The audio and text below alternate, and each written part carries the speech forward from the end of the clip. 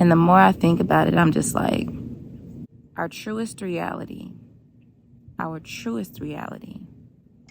is the one we cannot see. Welcome to Life with Yah, the Kayla Lawrence story. Well, good morning, good afternoon, good night. I'm not sure what time it is you're watching this, but I am glad that you are. I today am asking myself the question, how do you share information that you're not sure others may be ready to receive? And how do you prepare their hearts? Or how can hearts be prepared to receive? I am realizing that reality is not what it seems at all. There's so much in this life that we see and believe, but the things that we don't see, we discount them, we discard them, when really it's the things that we don't see that we should be paying the most attention to. In order for you to understand me and for me to help you, I had to get to know myself. And after 27 years on this earth, I believe I am beginning to find my voice, myself, and my identity. A lot of times when I talk to people, we talk about all types of things, from father wounds to issues with work or other humans, primarily relationship focused. I always ask, what is your earliest memory? It could be a positive memory, it could be negative, it doesn't matter. Just what is your earliest memory?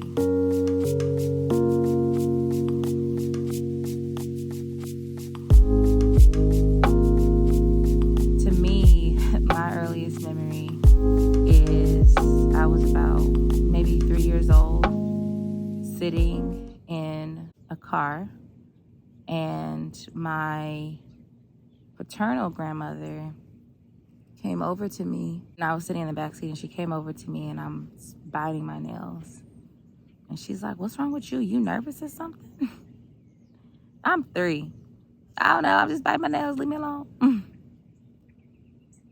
But I struggled with that for the next 20 years. Nail biting. Now, I didn't know why I was biting my nails, but it was such a huge component of my life. It told me so much about my spiritual reality that I didn't really start to understand until I was about maybe 22. That's when I really started to understand the root cause. And the root cause of it was anxiety. So my nail biting was a manifestation of anxiety I was feeling on the inside. I didn't know how to express it. I didn't have the words. I didn't even have the understanding. But I knew that I was feeling something that needed to be expressed. So boom, nails. My nails got it. They used to get it. Excuse me. They used to get it really badly. Then I learned around 26 that nail biting is a form of self-harm. You know, they have some technical names for it in the scientific world, but nail biting is just nail biting. I just call it biting your nails, you know. But it's a form of self-harm. And so then I started to ask myself, well, why was I self-harming at 3 years old? What did I have that had me that pressed, that anxious, that feeling of uneasiness? And the more I think about it, I'm just like, our truest reality is the one we cannot see. So I experience things in my life that we will talk about. I'll share as much detail as led by Yah to share, so that you get the fullness of the picture, and maybe and hopefully and prayerfully are able to reflect on your own life and in your own circumstances and memories, and reflect in a way that brings you revelation to why you do the things you do today, why you think the way you think, speak the way you speak, act the way you act. Every single one of our days are connected. It's just a piece in a larger puzzle, a dot in a long timeline that is the span of our lives. And I said, what we see is not really our reality. Our truest reality is in the invisible realm. One of my favorite scriptures is that we are called to live in the Spirit, to walk in the Spirit, because it's through the Spirit of adoption that we are heirs of Yah and fellow heirs with Messiah, his Son. So if we are called to live in the Spirit, that means this physical body that we have is just that. It's a physical body. To live in the Spirit means to move in the Spirit. It means to first understand that, oh, I'm a spiritual being. And do we even know what that means? Do you know what that means to be a spiritual being? Has anybody ever talked to you about what that actually means? What it looks like to live in the Spirit? Because I believe the world is in the shape that it's in. I'm talking about all of us. But if we can get to a granular level, our lives are the way that they are because of our understanding of spiritual things, our understanding of ourselves as spiritual beings, our identity in the invisible realm versus what we see when we look in the mirror.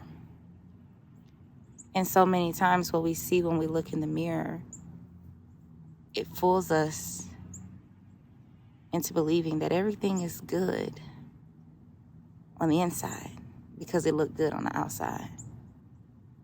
When really, on the inside, we are anxious at 3 years old. We are fearful and afraid and uncertain of many things at 3. So I ask people, what's their earliest memory? Because I figure if you can recall your earliest memory, we have a starting point. We have a starting point to you understanding what your life has been as a physical being, and then we can dissect it in the Spirit. We can dissect what those physical manifestations meant in the spirit realm, so that we're not walking blindly into traps, into potholes. I fell into a sinkhole for about, I would say from about 16 to 22. From about 16 to 22, I was in a sinkhole and I was just sinking. Didn't even know it. We'll talk about that too. So if you think about your earliest memory, what does it tell you about your starting point? About who you were?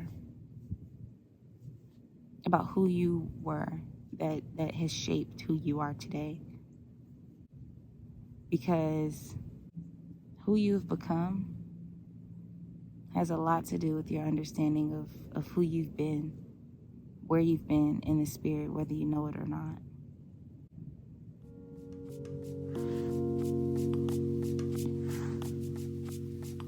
And once you think about what your earliest memory is, consider who you were before you even knew who you